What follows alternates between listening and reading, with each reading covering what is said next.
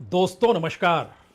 ताकत चाहिए तो कीमत तो चुकानी पड़ेगी, और अगर ताकत इंपोर्ट की जा रही हो तो फिर उसकी एवज में बहुत कुछ देना पड़ जाता है।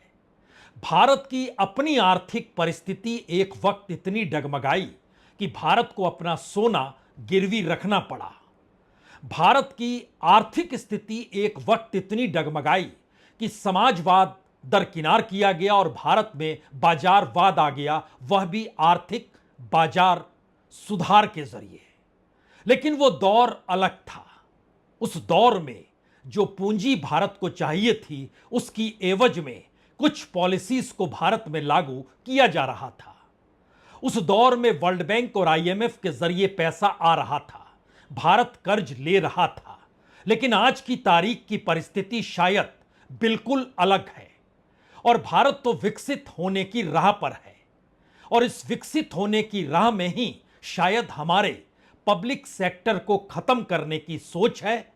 मोनेटाइजेशन और प्राइवेटाइजेशन का बोलबाला है, लेकिन अब बात उसके आगे की है। और उसके आगे की बात में यह कोई नहीं जानता है कि आने वाले वक्त में भारत के भीतर किसान कितना बचेगा, जब दुनिया के बाजार से, और वह भी अमेरिका से, सस्ते में खेती का सामान आने लग जाएगा, यानी अनाज आने लग जाएगा। तब भारत के भीतर किसानों की स्थिति क्या होगी, कोई नहीं जानता है। लेकिन बात अब एक कदम और आगे की हो गई है। भारत डिजिटल हो चला है, और डिजिटल के आश्रय डिजिटल इकोनॉमी की जरूरत क्या भारत को पड़ने लगेगी। और डिजिटल इकोनॉमी का जोर शोर अगर अमेरिका के जरिए उभर रहा है, तो फिर आप उसे ना कैसे कहेंगे, जब वो आपके सबसे करीब का दोस्त हो, व्यापार को लेकर हो, टैरिफ को लेकर हो। और शायद संबंधों के आश्रय इस बीच चीन जिस लिहाज से पाकिस्तान के करीब है और खुले तौर पर ऐलान कर चुका है कि हर दृष्टि से वो पाकिस्तान की संप्रभुता और उसकी इंटीग्रिटी को लेकर अब इंफ्रास्ट्रक्चर के क्षेत्र में और कमोवेश अर्थव्यवस्था के हर क्षेत्र में साथ खड़ा होगा, तो फिर भारत के सामने विकल्प अमेरिका का ही बचेगा। तो अमेरिका के साथ होने वाले संबंध भारत में क्या कमाल करेंगे, यह सिर्फ अभी कयास लगाए जा सकते हैं। यह कयास इसलिए लगाने की जरूरत है क्योंकि डिजिटल इकोनॉमी भारत में कब आएगी, उसकी आहट सुनाई देने लगी है। भारत की पूरी डिजिटल व्यवस्था जिस इंटरनेट पे चलेगी, वह आखिरी पायदान पे खड़ी है, यानी इसके बाद अमेरिका या कहें एलन मस्क या कहें स्टारलिंक भारत में कदम रख देगा। सब कुछ इसी दौर में हो रहा है, और इस दौर में भारत की अपनी अर्थव्यवस्था कुछ इस तर्ज पे डगमगाई है कि दुनिया के बाजार में जब प्राइवेटाइजेशन होता है तो जनता पर बोझ नहीं डाला जाता है। यह मानकर चला जाता है कि सरकार अपने खर्चे कम करेगी। यह मानकर चला जाता है कि अब टैक्स कम देना होगा, और निजी क्षेत्र के जरिए डेवलपमेंट का काम तेजी से उड़ान भरेगा। लेकिन भारत की परिस्थिति बिल्कुल उलट है। उसमें वसूली इतनी ज्यादा हो गई कि बीते दिनों वह दुगने से ज्यादा सरकार वसूलने लग गई, और उससे जो मुनाफा मिल रहा है वो सरकार के खजाने में उसकी अपनी रईसी पर चला जाता है। तो चलिए आज बातों को उलझाते नहीं हैं, सीधे स्पष्ट तौर पर सामने खड़े हो जाते हैं। और सवाल पहले अमेरिका का, उसके बाद इस देश के भीतर पड़ने वाले असर को लेकर। भारत और अमेरिका के बीच इस वक्त सबकी नजर एग्रीकल्चर के क्षेत्र को लेकर है, जो कि तकरीबन 6.6 बिलियन डॉलर का व्यापार दोनों देशों के बीच होता है। भारत अभी तक अमेरिकी एग्रीकल्चर प्रोडक्ट्स पर जो टैक्स लगाता था या टैरिफ लगाता था, वो 37.7% था, और अमेरिका जो भारत के एग्रीकल्चर प्रोडक्ट्स पर टैक्स लगाता था वो 2.6% था। अब या तो दोनों जीरो होंगे या फिर दोनों एक बराबर होंगे। और ऐसे में भारत के भीतर अमेरिका का जो व्हीट है, कॉटन है, कॉर्न है, मेज है, जो भी चीजें हैं जो ज्यादातर इस दौर में अमेरिकी राष्ट्रपति ट्रंप के अपने वोटर्स की सूची में आती है, और जिन इलाकों से आती है वहां से भारत में माल आने लग जाएगा। यह तो पहली स्थिति है। दूसरी परिस्थिति कहीं ज्यादा क्रूशियल है। क्रूशियल इसलिए है, बांग्लादेश में स्टारलिंक कल से शुरू हो गया। पाकिस्तान में पहलगाम की घटना के बाद क्रिप्टो करेंसी और खास तौर से अमेरिकी राष्ट्रपति ट्रंप और उनके परिवार की जो कंपनी है, उसके जरिए समझौता पाकिस्तान की कंपनी ने कर लिया। यानी क्रिप्टो करेंसी की दस्तक पाकिस्तान में हो गई, स्टारलिंक की दस्तक बांग्लादेश में हो गई। स्टारलिंक भारत के भीतर आने को बेचैन है, एक आखिरी पायदान पर अटका हुआ है। और इन परिस्थिति में अगर क्रिप्टो करेंसी भी सहमति बन जाती है तो सोचिए, ना करेंसी आपकी, ना उस करेंसी को लेकर जो डील होती है उसकी टेक्नोलॉजी आपकी, वो सब कुछ अमेरिका का। और इस दौर में बैंकिंग सेक्टर बड़ा मायने रखता है। और बैंकिंग सेक्टर का ही भारत में यह कमाल है कि एक साल में उसने पिछले साल की तुलना में तकरीबन 3,500 करोड़ रुपए जनता से, यानी जो उसके ग्राहक हैं, उससे ज्यादा वसूल कर लिए। और यह भी पहली बार होगा कि 48 घंटे के बाद आरबीआई का बोर्ड जो बैठक करेगा उसमें वो तय करेगा कि जो बैंकों का मुनाफा है उसकी कितनी ज्यादा पूंजी सरकार को बतौर डिविडेंड दी जाए। ये 2.5 लाख से 3 लाख करोड़ तक के बीच की स्थिति है। यानी एक वक्त आरबीआई पैसा अपने पास रखता था जिससे कोई बैंक अगर घाटे में आ जाए, नुकसान में हो जाए, बंद की परिस्थिति हो जाए तो फिर उसे बचा लिया जाए। लेकिन अब सारा पैसा सरकार को चाहिए, तो सरकार को देने के लिए बोर्ड की बैठक 48 घंटे बाद यानी 23 तारीख को होगी। और खास तौर से भारतीय बैंकों पर दुनिया के बड़े प्राइवेट सेक्टर की नजर भी है और भारत भी बेचने को तैयार है। सिर्फ वो चाहता इस दौर में जो एनपीए है वो बुक ठीक हो जाए और एक नई परिस्थिति बनती चली जाए। लेकिन लौटिए दोबारा इस बात को लेकर, और इसकी शुरुआत चूंकि इस वक्त अमेरिका में भारत के कॉमर्स और इंडस्ट्री मिनिस्टर पीयूष गोयल मौजूद हैं और वहां पर वो अपने समकक्ष जो वहां के मंत्री हैं उन मंत्री के साथ बैठक कर रहे हैं। उनका नाम है पीयूष गोयल के साथ हावर्ड लुटनिक, जो कि अमेरिका के सेक्रेटरी ऑफ कॉमर्स हैं।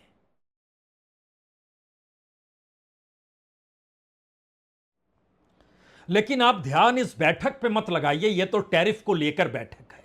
आपकी नजर तो होनी चाहिए कि ट्रंप की क्रिप्टो करेंसी और मस्क का इंटरनेट सर्विस, यानी ना करेंसी आपकी ना इंटरनेट आपका, तो बचेगा क्या? और क्या वाकई इस दौर में अमेरिका की करीबी या अमेरिका के साथ बड़े व्यापारिक समझौते की नींव जो है वो दरअसल क्रिप्टो करेंसी और इंटरनेट सर्विस पर आकर टिक गई है?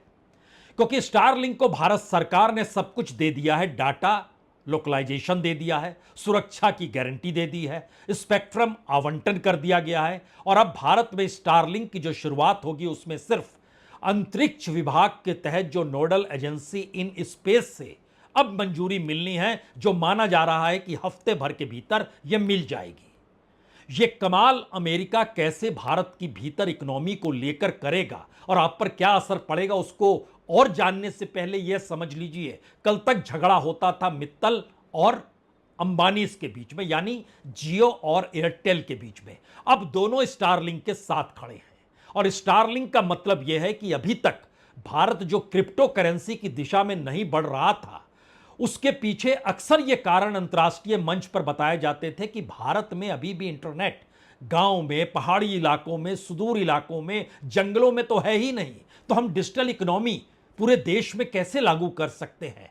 लेकिन स्टारलिंक की तो यह खासियत है, वो गांव हो, पहाड़ी क्षेत्र हो, जंगल हो, यानी लो अर्थ ऑर्बिट में जो छोटे सैटेलाइट्स के जो नेटवर्क होते हैं उसके माध्यम से इंटरनेट की हाई स्पीड शुरुआत हो जाती है। और यह काम स्टारलिंक बाखूबी करती है और इसमें एयरटेल और जियो साथ खड़े हो गए।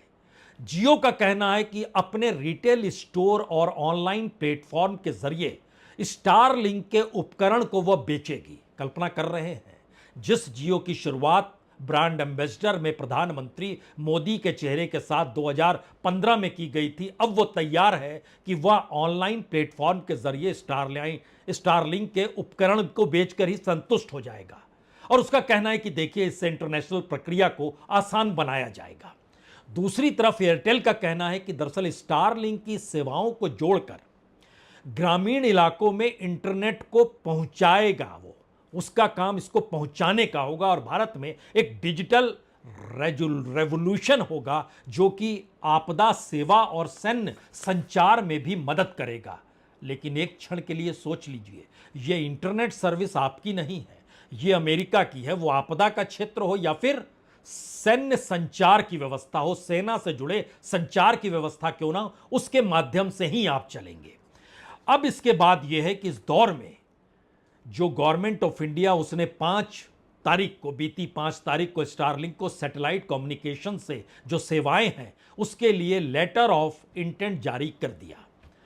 चूंकि अब एक अंतिम इन स्पेस का चक्कर है और इन सब के बीच दूसरा सवाल है, जैसे ही सैटेलाइट की व्यवस्था होगी तो क्या ट्रंप जो मेमे क्वाइन, जो कि उनके अपनी फैमिली की जो कंपनी है उसके जरिए, जो वर्ल्ड लिबर्टी फाइनेंशियल जो कंपनी है उसके जरिए उसकी भारत में एंट्री होगी।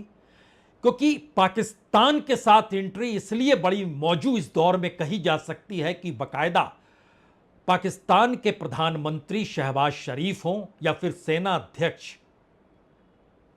मुनीर ही क्यों ना हो, दोनों से मुलाकात और बातचीत किसी दूसरे शख्स से नहीं की, ट्रंप की फैमिली के मेंबर उनके बेटे ने की। और Trump media and technology group new crypto exchange जो है उसके जरिए वहां पर पाकिस्तान में एक नई कंपनी को डेवलप किया गया और उस नई कंपनी के साथ एक झटके में WLF यानी वर्ल्ड लिबर्टी फाइनेंशियल ने समझौता कर लिया और पाकिस्तान की जो क्रिप्टो काउंसिल बनाई गई, पाकिस्तान क्रिप्टो काउंसिल, यह पहलगाम की घटना के वक्त की पूरी प्रक्रिया है। और इसमें बाकायदा पाकिस्तान ने जिसे सलाहकार रखा वह कोई दूसरा शख्स नहीं बल्कि दुनिया के जो लार्जेस्ट क्रिप्टो करेंसी एक्सचेंज है बाइनेंस, उसके साथ जुड़े रहे हैं। जिन्होंने खड़ा किया वो सलाहकार के तौर पर चंगजे पेंग झाओ उनका नाम है, उनको अपने साथ जोड़ा। और फिर चूंकि जिस कंपनी में डील हुई उसमें ट्रंप फैमिली के 60% स्टेक है और ऑब्जेक्टिव जो अमेरिका का है वो बहुत साफ है कि इस्लामाबाद को साउथ एशिया का क्रिप्टो कैपिटल बनाया जाए। करेंसी सीमा नहीं देखती है, वो बॉर्डरलेस होती है। भारत और पाकिस्तान के बीच की सीमा या कश्मीर को लेकर जो सोच पाकिस्तान और भारत के मद्देनजर अमेरिकी राष्ट्रपति की है वो दरअसल इन दोनों देशों के ऐतिहासिक संबंधों को नहीं देख रहे हैं, वो करेंसी को देख रहे हैं, वो इंटरनेट सेवाओं को देख रहे हैं और वो जान रहे हैं कि कैसे चीजों को आगे बढ़ाया जाए। इसीलिए जो कंपनी वर्ल्ड लिबर्टी फाइनेंशियल है, आप कह सकते हैं ये डील, ये समझौता जिस तेजी के साथ हुआ उसमें ट्रंप के बेटे स्टीव की मुलाकात बाकायदा शहबाज शरीफ और असीम मुनीर के साथ हुई। और यह भी कह सकते हैं कि इस दौर में उनके परिवार के दूसरे सदस्य भी, वो चाहे एरिक हो, चाहे डोनाल्ड ट्रंप जूनियर के तौर पर हो, जो ब्रदर इन लॉ जो उनके जैरेड कुश्नेर है वो उनके तौर पर हो, ये सारी चीज़ों को आप समझे तो क्या एक नई प्रक्रिया में भारत उस दिशा में जा सकता है। जबकि RBI बार बार चिताता रहा है कि इससे इकोनॉमिक इम्बैलेंस हो जाएगा अगर क्रिप्टो करेंसी आ गई तो। बड़ा दबाव था और 2022 में भारत ने क्रिप्टो करेंसी को मान्यता दी, लेकिन यह कहकर दी कि जो मुनाफा होगा उस पर 30% टैक्स देना होगा। लेकिन इस दौर की परिस्थिति बिल्कुल इसलिए अलग है क्योंकि स्विट्जरलैंड, उसने बिटकॉइन को अलाउ कर दिया है, यानी वहां टैक्स पेमेंट भी आप बिटकॉइन के जरिए कर सकते हैं। दुबई ब्लॉकचेन के जरिए चलता है, दुबई कॉइन बाकायदा चल रही है। अल सल्वाडोर बिटकॉइन को लीगल टेंडर मान लिया गया है। वेंजुला, एस्टोनिया, भारत में अभी तक इसको नहीं लाया गया। तो क्या यह एक नया दबाव है या फिर जो भारत अपने आप को प्रोजेक्ट कर रहा है प्रधानमंत्री मोदी के जरिए कि हम विकसित देश होंगे, 2030 तक $7 ट्रिलियन की हमारी इकोनॉमी होगी, तो क्या यह संभव है बिना ब्लॉकचेन टेक्नोलॉजी में घुसे बगैर?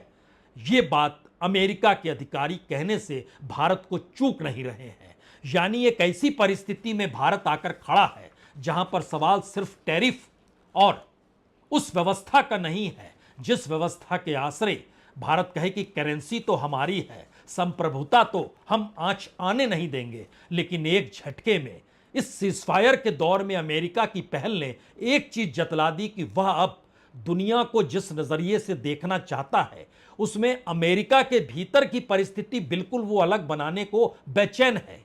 और जानकर हैरत नहीं होनी चाहिए कि भारत में जो प्राइवेटाइजेशन है उससे जनता पर बोझ पड़ता है, लेकिन अमेरिका की दृष्टि इसको लेकर बिल्कुल अलग है। और भारत की इस दौर में जो घेराबंदी है उसको इस रूप में भी समझिए कि पाकिस्तान के साथ अगर क्रिप्टो करेंसी की डील हुई है तो बांग्लादेश में स्टारलिंक कल ही शुरू हो गया, और उसकी शुरुआत में जो मंथली पेमेंट लिया जा रहा है वो वहाँ 6,000 टका है, भारत के हिसाब से 4,208 रुपए है। दूसरा मंथली है 4,200 टका है, 2,944 रुपए है। उसमें अनलिमिटेड डाटा आप यूज कर सकते हैं और स्पीड 300 एमबीपीएस की होगी। यह मैसेज इस बात की दिशा में ले जाता है क्या वाकई एग्रीकल्चर का क्षेत्र, इंटरनेट का क्षेत्र, क्रिप्टो करेंसी का क्षेत्र और जो प्राइवेटाइजेशन की दिशा में भारत को बढ़ाना है उसमें क्या प्रधानमंत्री मोदी या अतीत से भारत के भीतर जो लोगों के ऊपर टैक्स का बोझ है क्या उसको कम किया जा सकेगा या नहीं किया जा सकेगा। यह इसलिए बड़ा महत्वपूर्ण है क्योंकि कतर के जो वहां पर डोनाल्ड ट्रंप जूनियर जब मौजूद थे तो उनसे पूछा गया कि लगातार अमेरिका के ऊपर कर्ज बढ़ते चला जा रहा है, तो डोनाल्ड ट्रंप जूनियर का कहना है कर्ज की चिंता नहीं, हमारी चिंता है कि हमारे यहां जो वर्किंग क्लास है उसके ऊपर कोई टैक्स नहीं लगे, इसीलिए हम प्राइवेटाइजेशन और बाहर के इन्वेस्टमेंट को अपने देश में लाना चाह रहे हैं। और कतर के इस इकोनॉमिक फोरम में वो क्या कह रहे हैं खुद सुन लीजिए। Because of the growth that's coming in there. Again, you've seen in 10 days the amount of investment that's coming into the United States. That's going to trickle down through all of the people. And that's not just for the benefit of the rich, bringing back certain manufacturing and elite manufacturing so that we actually have highly trained people in those businesses. That's going to be incredibly important for the middle class. And that's what my father's done this for, right? I promise you. It was far easier being a real estate developer from New York City. I used to be invited to all the cool person parties. We didn't have these things. He got into this game because he was sick of seeing what happened to the people that he knew, loved, and learned from, because he wasn't your typical New York City billionaire. He was good as a developer because he spent time on the ground with real people, the construction workers. He listens to their opinions. He heard what was happening. He knew it, and he heard it for years, and he got sick of it. यानी Donald Trump junior ये कह रहे हैं कि उनके पिता Donald Trump जिस economy के रास्ते चल पड़े हैं उसमें किसी भी अमेरिका को टैक्स ना देना पड़े उस दिशा में कदम बढ़ा रहा है। और इन्वेस्टमेंट जो है वो सिर्फ रईसों के लिए नहीं है बल्कि वर्किंग क्लास को भी कैसे लाभ मिले उस दिशा में ले जाना चाहता है। अब इसके ठीक समानांतर भारत के भीतर घुसिए। भारत में राजनीति या कहें सत्ता का जो अपना साइज है वो कम नहीं हुआ है, सत्ता पर होने वाला खर्चा यानी गवर्नमेंट का खर्चा कम नहीं हुआ है। प्राइवेटाइजेशन हुआ, अलग अलग मिनिस्ट्रियों के भीतर अलग अलग कामों को लेकर मोनेटाइजेशन की व्यवस्था की गई। और ध्यान दीजिए जो एक नेशनल पाइपलाइन बनाई गई उसके जरिए इस देश के इंफ्रास्ट्रक्चर में कैसे प्राइवेट सेक्टर को साथ में लिया जाएगा इसका पूरा कच्चा चिट्ठा बजट के दौर में रखा गया। लेकिन जनता को क्या कोई लाभ मिला, यह सवाल शायद भारत की अपनी इकोनॉमी और मौजूदा वक्त में प्रधानमंत्री को भी कटघरे में खड़ा तो करता है, क्योंकि दुनिया भर में कोई अगर पैसे के जरिए अपनी जनता को टैक्स से मुक्ति दिलाने का जिक्र करे और भारत में टैक्स बढ़ता चला जाए, ऐसे नहीं समझेंगे। आप ये सोचिए 48 घंटे के बाद यानी 23 मई को आरबीआई के सेंट्रल बोर्ड की बैठक होनी है। उसमें यह तय होगा कि जो पैसा आता है जो डिविडेंड के तौर पर आता है उसमें क्या हमको अब इकोनॉमिक कैपिटल फ्रेमवर्क को रिवाइज करना चाहिए, क्योंकि पहले सारा पैसा कॉन्टिजेंसी रिस्क बफर में रखा जाता था। और ध्यान दीजिए मोदी सरकार के दौर में ही आरबीआई ने 50,000 करोड़ से बढ़ाते बढ़ाते पिछली बार 2,10,874 करोड़ रुपए डिविडेंड के तौर पर दिए और इस बार वो तकरीबन 3 लाख करोड़ रुपए देने को तैयार है। आप कहेंगे अच्छा आरबीआई दे रहा है इसमें क्या दिक्कत है, लेकिन बैंकों को लाभ वो हमारी और आपकी जेब से जाता है। आप कहेंगे कैसे, हम एक लिस्ट पढ़ देते हैं जिससे एक तस्वीर और साफ हो जाएगी। यह लिस्ट कहती है कि डेबिट कार्ड जो रिपिन बदलते हैं उसमें 50 रुपए लिए जाते हैं, डेबिट कार्ड रखरखाव चार्ज 250 से 800 रुपए तक है, बैंक खाते में मोबाइल नंबर ईमेल उसको अगर आप बदलते हैं तो 50 रुपए है और जीएसटी अलग से है। एसएमएस अलर्ट जो भेजा जाता है 10 से 35 रुपए प्रति 3 महीने में।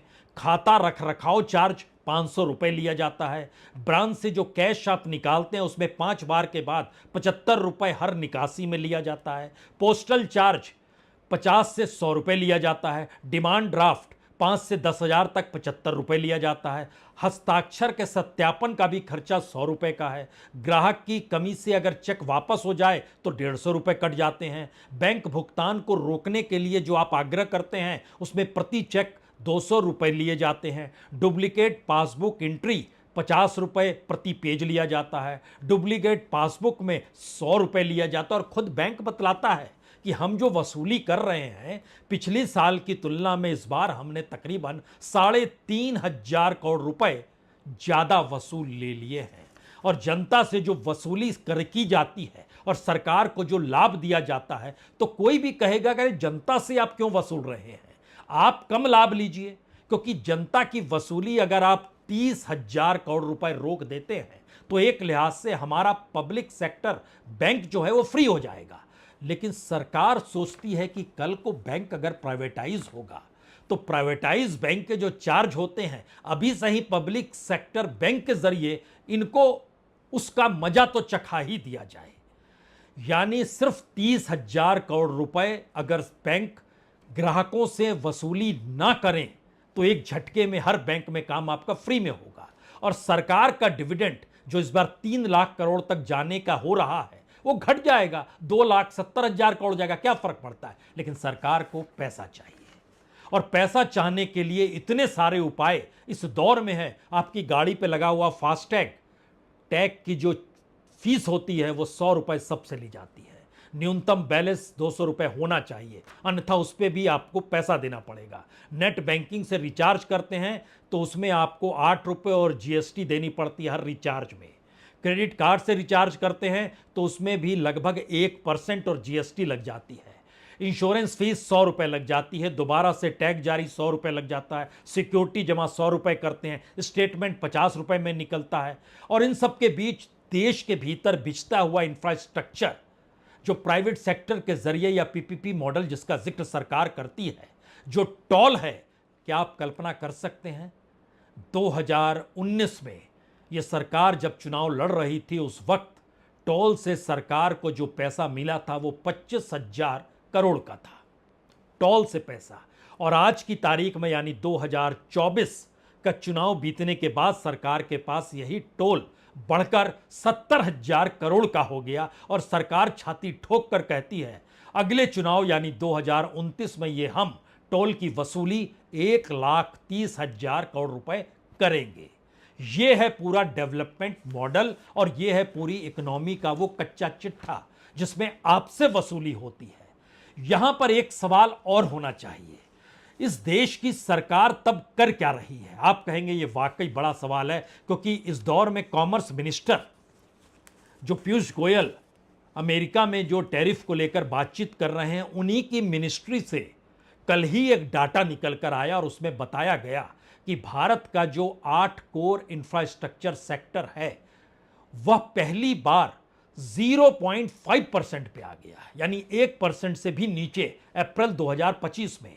अप्रैल 2024 में यह 6.9% था। यानी इलेक्ट्रिसिटी हो, सीमेंट हो, स्टील हो, फर्टिलाइजर हो, रिफाइनरी प्रोडक्ट्स, तमाम चीजें नीचे चलती चली गई। और इस दौर में सरकार क्या कहती है, आप यह भी जानना चाहते हैं? तो जरा इस रूप में समझिए कि दरअसल इस दौर में हमारे देश के वाइस प्रेसिडेंट धनखड़ साहब अक्सर सरकार के बचाव में निकलते हैं। तो देश की इकोनॉमी को लेकर वो भाषण देते हुए कहते हैं कि देखिए हमारी इकोनॉमी इसलिए डामाडोल है क्योंकि युद्ध की परिस्थिति, और युद्ध की परिस्थिति में आप अपनी इकोनॉमी और अपने डेवलपमेंट को नहीं देख सकते हैं। तो यानी युद्ध की परिस्थिति, राष्ट्रवाद की कालीन और इन सब के बीच इकोनॉमी ना देख पाने का दर्द, खुद सुन लीजिए वो क्या बोल रहे हैं। Economic development cannot take place if we have war-like situations. Peace is fundamental to growth and development. Peace comes from strength